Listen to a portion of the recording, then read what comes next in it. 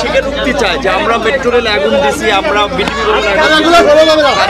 টাকা দিয়েছি, সহতা করাই দিছে, স্বীকারোক্তি নেওয়ার জন্য মারধর করতেছে। স্বীকারোক্তি দিলে তাহলে কিছু করবেন না।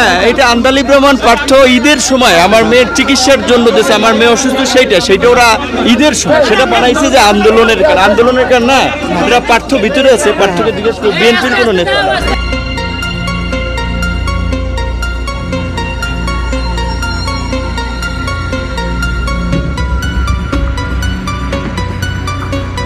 আমরা ভাই অন্যায় করি নাই, দেশের মানুষকে অনুরোধ করব যে আমাদের না শুধু দেশকে মুক্তি করার জন্য, আমাদেরকে সেভ করার জন্য গণ আন্দোলনের বিকল্প নাই। এই 400-500 মানুষ হত্যা করেও যদি এই সরকার টিকে যায়, এটা আন্দালিব রহমান পার্থ ঈদের সময় আমার মেয়ের চিকিৎসার জন্য দিয়েছে, আমার মেয়ে অসুস্থ, সেইটা ওরা ঈদের সময় সেটা বানাইছে যে আন্দোলনের কারণ না। এটা পার্থ ভিতরে আছে, পার্থকে জিজ্ঞেস করো, বিএনপি